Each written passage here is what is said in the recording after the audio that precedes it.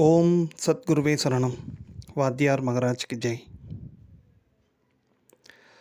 நாளைக்கு ஞாயிற்றுக்கிழமை சித்திரை மாதம் உத்திர நட்சத்திரம். சித்திரை உத்திரம் மீனாட்சி அம்பாள் திருக்கல்யாணம் வைபவம் நடக்கக்கூடிய ஒரு விசேஷமான காலம். உத்திரம் பொதுவாகவே நித்திய கல்யாணி அப்படின்ற ஒரு விசேஷமான திருநாமம் உத்திரம் திருநட்சத்திரத்துக்கு உண்டு. அதனால தான் இந்த பங்குனி உத்திரம், இந்த சித்திரை உத்திரம், இப்படி இந்த உத்திரம் பொதுவாகவே ரொம்ப விசேஷமான மங்கள சக்திகள் அதிகமாக நிரம்ப பெற்ற ஒரு திருநட்சத்திரம் உத்திரம். ஸோ நாளைக்கு இந்த சித்திரை உத்திரம் இந்த ஆண்டுக்குரிய ஞாயிற்றுக்கிழமை அமைகிறது இல்லையா? பொதுவாகவே சில விஷயங்கள் எப்பொழுதுமே இது பயன்படக்கூடிய சில விஷயங்களை நாம் இங்கே பார்ப்போம். இந்த சுவாமி அம்பாள் திருமணம் நடப்பதெல்லாம் என்ன காரணம் அப்படின்ட்டு நம்ம அடியார்களுக்கு பொதுவாக தெரிஞ்சிருக்கோம். புதுசாக பார்க்குறவங்களுக்கும் தெரியணும். அப்படின்னா இன்று இப்போது நடக்கக்கூடிய இந்த கலி காலத்தில் இப்போது லேட்டஸ்ட்டாக நடக்கக்கூடிய நிறைய திருமணங்களில் பார்த்துட்டிங்கன்னா நிறைய மந்திர உச்சாடனம் பிழை, அப்புறம் பார்த்துட்டிங்கன்னா அந்த திருமண மண்டபத்தில் திருமணம் பண்ணுறதே பெரிய ஒரு அங்கே என்ன நடக்கும், எப்படி இருந்திருப்பாங்க, என்னெல்லாம் நடந்திருக்கும் ஒன்றுமே தெரியாது. அடுத்த ஆள் போய் அங்கே ஒரு மாங்கல்ய தாரணம் பண்ணிடுவான். ஸோ ஒரு திருமண மண்டபத்துலேயே அப்போ பண்ணக்கூடாதுன்னா என்னப்பா திருமண மண்டபம்லாம் அவன் கட்டி வச்சுட்டு என்ன அவன் பழப்ப என்ன ஆகுறது அப்படி யோசிக்கிறீங்கன்னா, அதுக்கு சில விசேஷமான பூஜைகள் எல்லாம் இருக்குது. அதெல்லாம் பண்ணி அந்த திருமண மண்டபத்தை சுத்திகரிப்பு பண்ணிவிட்டு அதுக்கப்புறம் தான் ஒவ்வொரு திருமணமும் முறையாக நல்ல வேத விற்பனர்கள் கொண்டு மந்திரம் ஓதி அதுக்கப்புறம் அந்த திருமணம் நடக்கணும். அதுக்காக தான் பொதுவாகவே வாத்தியார் என்ன சொல்லுவாங்கன்னா, திருமணம் மண்டபத்தில் ரிசப்ஷன் மாதிரி எதையும் ஒன்று வச்சுருந்தா கூட மாங்கல்ய தாரணம் சுவாமியோட சன்னதியில் தான், சுவாமியோட திருப்பார்வை முன்பு நடப்பது தான் ரொம்ப உத்தமம் அப்படின்னு வரும். அதனால் கோயில்களில் தான் திருமணம் நடக்கிறது ரொம்ப உத்தமம். பல விதமான தோஷங்கள் நீங்கி போகும். அதனால் அந்த மாதிரி பண்ணுங்கள். நிறைய சத்திரத்தில் நாம் வச்சுருந்தாலும் இந்த மாதிரி ஒரு சுவாமி முன்பு மாங்கல்ய தாரணம் நடக்கிறது ரொம்ப உத்தமம் அப்படின்றாரு. அதனால் பலவிதமான தோஷங்கள் நிச்சயமாக நீங்கி போவது உறுதியான ஒரு விஷயந்தான் அது. சரி, இப்படி எல்லாருக்குமே நடந்திருக்குமான்னா வாய்ப்புகள் குறைச்சல் தான். பொதுவாகவே பலவிதமான இன்று பார்த்துட்டிங்கன்னா இன்றைய காலகட்டத்தில் அந்த கணவன் மனைவி இடையே அன்பு ஒற்றுமை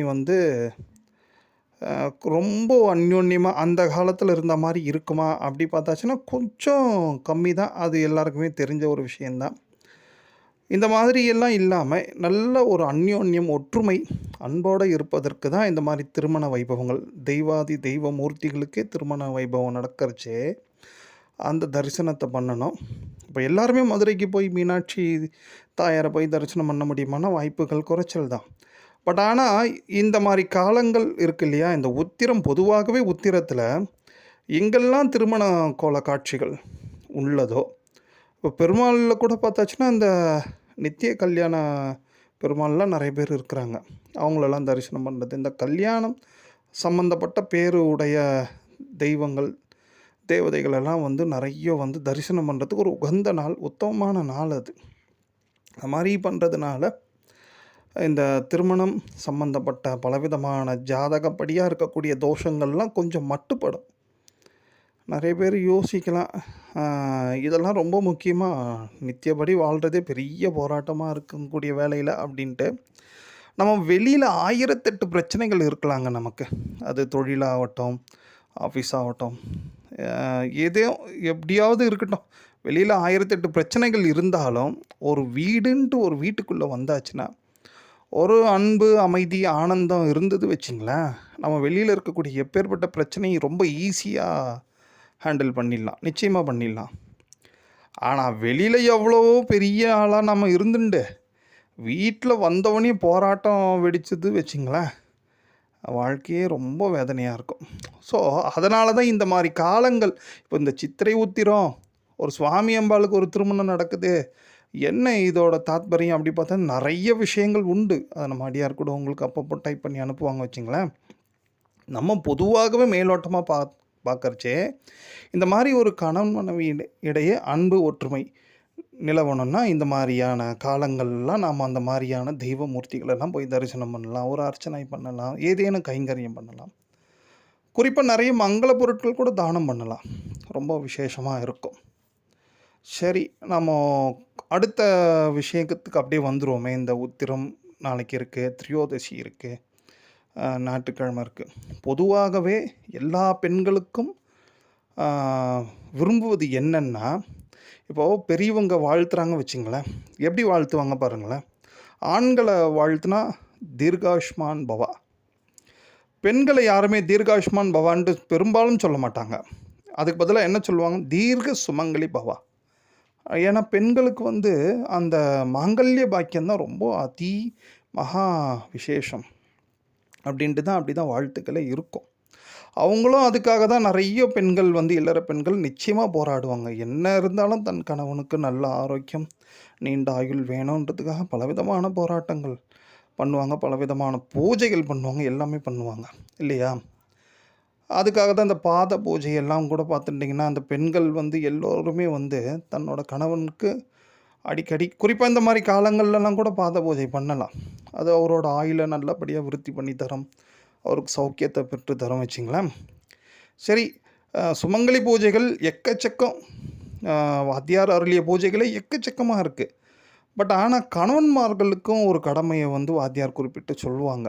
அதாவது என்னென்னா, பொதுவாகவே வந்து ஒரு கணவன் மனைவின்னா ஒரே இடத்துல ஒரே ஒரு பாயிலையோ இல்லை ஒரு பெட்லேயோ தான் படுக்கிறாங்க வச்சுங்களேன். அப்போ என்ன ஆகுதுன்னா, இந்த மனைவி வந்து பொதுவாகவே வயது குறைந்தவர்கள் தானே. அப்போ அந்த வயது குறைந்தவர்களோட சுவாசம் இருக்குது பார்த்திங்களா, மூச்சு காற்றை வந்து வயது முதிர்ந்த அந்த கணவன் வந்து சுவாசம் பண்ணுறச்சே அவங்களோட ஆயுளில் பெரும்பாலும் இவருக்கு வந்து சேர்ந்துருமா. அவங்களோட ஆயுள் வந்து க்ஷணப்படும், அதாவது வந்து குறைவு ஏற்படுமா. யாருக்கு? மனைவிக்கு. அதாவது தன்னோட இளையவங்களோட சுவாசத்தை நாம் ரொம்ப அருகாமையில் இருந்து சுவாசம் பண்ணிகிட்டே இருக்கும்போது அவங்களோட ஆயுள் வந்து நமக்கு அதிகமாகும், பெரியவங்களுக்கு அதிகமாகும், சின்னவங்களுக்கு ரொம்ப கம்மியாகும். இப்படின்ற ஒரு சூட்சுமத்தை வாத்தியார் வந்து குறிப்பிடுறாரு. அதெல்லாம் உண்மையான விஷயங்கள் தான். அது நம்ம மூச்சை பற்றி யோசிக்கிறச்சே நிறைய நம்ம அதை விளக்கமாக பார்க்கலாம். ஸோ அப்போ இப்படி ஏற்பட்டு ஒவ்வொரு கணவன்மார்களும் என்ன பண்ணுறாங்கன்ட்டு பார்த்துட்டிங்கன்னா, தன்னோட மனைவி வந்து கொஞ்சம் அவங்களோட ஆயுள் கம்மியாவதற்கு அவங்களும் ஒரு சிறிய காரணத்துக்கு அவங்களும் காரணம் இருக்குது அவங்களுக்கு. ஸோ அதுக்கு என்ன பண்ணலாம் அப்படின்றதுக்கு அதுக்கு ஒரு பூஜையை அற்புதமாக சொல்லியிருக்கார் வாத்தியார். அதாவது ஞாயிற்றுக்கிழமைகளில் ஒவ்வொரு ஞாயிற்றுக்கிழமையும் சூரிய ஓரையில், அப்படி இல்லைன்னா சிம்ம லக்னத்தில், அந்த நேரத்தில் தன்னோட மனைவி அவங்களுக்கு மாங்கல்யத்தில் வந்து பொட்டு வைக்கிறது, அதாவது குங்குமம் வைக்கிறது, ஒரு நெற்றியில் கூட குங்குமம் வைக்கலாம் வச்சிங்களேன். இந்த மாதிரி ஒவ்வொரு ஆதித்ய வாரம்னு சொல்லக்கூடிய சூரியனோட நாட்களில் சூரிய ஓரைன்றது பார்த்துட்டிங்கன்னா காலையில் 6-7, அதுக்கப்புறம் பார்த்துட்டிங்கன்னா மதியம் 1-2, அப்புறம் இரவு 8 அப்படி போயிடும் வச்சுங்களேன். பட் ஆனால் பொதுவாகவே இந்த சூரிய உரையில் பகலில் பண்ணுறது ரொம்ப உத்தமம். அந்த 6-7, 1-2, மதியம் 1-2. அப்போ நாம் அவங்க மனைவிகளோட திருமாங்கல்யத்துக்கு நீங்கள் பொட்டு குங்குமம் வைக்கிறது அவங்களோட ஆயுள் விருத்தி அடையும் அப்படின்றார். சரி, இதில் நாளைக்கு ஒரு விசேஷமும் ஒன்று உண்டு. இந்த நாளைக்கு மீன்ஸ் இது மறுபடியும் எப்போனா சேரலாம். நீங்கள் அதுக்கு எத்தனை வருஷம் பொறுத்து கேட்டாலும் உங்களுக்கு அப்ளிகேபிளாக தான் இருக்கும் வாத்தியாரோட அருளால். அதாவது நாளைய நாள் பார்த்துட்டிங்கன்னா சூரியனோட நாளில் சூரிய பகவானோட திருநக்ஷத்திரம் உத்திரம் உண்டு. ஏன்னா மாலை 5 மணி வரைக்கும் உத்திரம் உண்டு. ஸோ உத்திர நட்சத்திரமும் இருக்குது. அதில் இந்த மதியம் 1லேருந்து 2 சூரிய ஓரை இருக்குது பாருங்களேன். அதில் அந்த 1:50 அந்த நேரத்தில் சிம்ம லக்னமும் இருக்கும், சிம்ம லக்னம் இருக்கும் பார்த்துங்க. ஸோ நாளைக்கு எப்படி பவராக இருக்குது பார்த்துங்கோ. சுவாமியோட நாளில், சுவாமி சூரிய பகவானோட நாளில் சூரிய பகவான் திருநக்ஷத்திரம் ப்ளஸ் ஓரை அண்டு அந்த லக்னம், அந்த நேரத்தை நிச்சயமாக யாருமே மிஸ் பண்ணாமல் அவங்கவுங்க மனைவிக்கு நிச்சயமாக அந்த பொட்டு வந்து மாங்கல்யத்துக்கு பொட்டு போடுங்க, பொட்டு வைங்க. அது ரொம்ப உத்தமமான அவங்களுக்கு ஆயுள் விருத்தி ஆகணும்பா. பிகாஸ் வந்து கண்டிப்பாக நம்ம எந்த அளவுக்கு அவங்களுக்கு முக்கியமோ, அவங்களும் நமக்கு முக்கியம். ஏன்னா நமக்கு பணிவிடை எப்படியாவது செஞ்சுட்டு தான் இருப்பாங்க. என்ன சண்டை சச்சரவுனாலும் நமக்கு ஒன்றுன்னா அவங்க தானே வரணும். அதுதான் தழுவ குழைந்த நாதரோட இதெல்லாம் பாருங்கள் அந்த படம்லாம். ஸோ இது ஒன்றா. இதுக்கப்புறம் பார்த்தாச்சுன்னா இந்த திரியோதசி நாளை பிரதோஷமே பாருங்களேன், மதன திரியோதசி அப்படின்வாங்க. நாளைய திரையோதசி, அதாவது இந்த சித்திர மாதம் வரக்கூடிய சுக்லபட்சம் திரியோதசிக்கு மதன திரியோதசி அப்படின்ட்டு சொல்கிறாங்க. சரிங்களா? ஸோ அந்த மதன திரியோதசி, அந்த பேரே பாருங்கள், மதன திரியோதசி. அதான் மதனன் உங்களுக்கு புரியும், காமன் சுவாமி. அதாவது வந்து இந்த சுவாமி அம்பாளோட திருமணத்துக்கு ஒரு பேருதவி பண்ணவர் அவர் தான் ஃபஸ்ட்டு. அவர் தானே சுவாமியை தியானத்திலேருந்து எழுப்பி தன்னோட ஆத்மாவை தியாகம் பண்ணியிருக்காரு இல்லையா? ஸோ அதனால் நாளைக்கு மதன திரியோதசி. அந்த வேலையில் ஒரு பெரிய விஷயம் ஒன்று உண்டு. நாளைக்கு மாலையில் 5-8 பிரதோஷ வேலையில் உத்திரம் முடிஞ்சு அஸ்தம் ஆரம்பிக்கும். சரிங்களா? இந்த வாத்தியார் இங்கே குறிப்பிட்டிருக்கார் ஒரு அதிசூட்சமான ஒரு விஷயம் என்னென்னா, இந்த உத்திரத்தோட கடைசி நாழிகை மீன்ஸ் எப்போயுமே வந்து ஒரு நாழிகைனா 24 நிமிஷம். அதில் ஒரு பாதி 12 நிமிஷம் எடுத்துங்களேன். உத்திரத்தோட கடைசி 12 நிமிஷம், தென் அஸ்தத்தோட ஆரம்பம் 12 நிமிஷம். அந்த வேளையில் தான் வந்து என்ன சொல்கிறாருன்னா, இந்த சுவாமி அம்பாள் திருமணம் முடிஞ்சு முதல் ஸ்பரிசம், அதாவது சுவாமி வந்து தேவி அம்பாளோட திருக்கரத்தை வந்து பிடிச்சி ஸ்பரிசம் பண்ணாராம் அஸ்தம். அந்த வேலையில் தான் தொட்டாராம். ஸோ அந்த சூட்சமான வேலை நாளைக்கு பாருங்கள், அகஸ்மாத்தான் இறைவனோட அருளால் வாத்தியாரோட கருணையால் இந்த மதன திரியோதசின்னு சொல்லக்கூடிய அந்த பிரதோஷ வேலையிலே அமைஞ்சிருக்கு பாருங்களேன். அதனால தான் 5 மணிக்கு அர்த்தநாரீஸ்வரர் தரிசனம் ரொம்ப உத்தமம். ஏன்னா சுவாமி அம்பாள் சரிபாதியாக இருக்கிறாங்க, 2 பேருமே ஒன்று தான் அப்படின்றது. அந்த தேங்காய் எண்ணெய் எதுக்குன்னா, சுமூகத்தை வளர்க்கக்கூடிய ஒரு விசேஷம் வந்து தேங்காய் எண்ணெய்க்கு உண்டு. ஸோ அதனால் அந்த தேங்காய் எண்ணெய் தீபம் போட்டு அர்த்தநாரீஸ்வரரை தரிசனம் பண்ணலாம். அப்படி அர்த்தநாரீஸ்வரர் எங்கேயுமே நியர்பை இல்லை அப்படின்னா, அர்த்தநாரீஸ்வரரோட ஸ்லோகங்கள் துதிகள் எல்லாம் கூட நீங்கள் அந்த நேரத்தில், குறிப்பாக அந்த மாலையில் ஒரு 4:55 4:50க்கு மேலே ஆரம்பித்து ஒரு 1/2 hour சொல்கிறதுலாம் வந்து கணவன் மனைவியிடையே அந்யோன்யம் நிச்சயமாக அதிகரிக்கும். அவங்க வாழ்நாளெல்லாம் ஒருத்தருக்கு ஒருத்தராகவே இருந்து வாழக்கூடிய ஒரு விசேஷமான தன்மை இந்த மாதிரி வந்து இருக்கக்கூடிய காலங்களில் அமையும் என்ற ஒரு பெரிய விஷயத்தை நாம் எல்லோருமே ஞாபகப்படுத்திண்டு பிறருக்கும் இதை பற்றி எடுத்து சொல்லணும். ஏன்னா எல்லாருமே வீட்டில் ஒரு அமைதி ஆனந்தமாக இருந்துட்டாங்க வச்சிங்களேன், வெளியிலையும் கொஞ்சம் நல்லா தான் இருப்பாங்க. ஏன்னா ஒரு பாஸ் வீட்டில் எப்போ பார்த்தாலும் பிரச்சனை இருந்தால் அவர் வந்து பாவம் அவரோட சபர்டினேட்லாம் போட்டு தொந்தரவு பண்ணிடுவார்ல. ஸோ அதனால் அமைதி ஆனந்தன்றது முதல்ல இல்லத்தில் ஆரம்பிக்கணும்.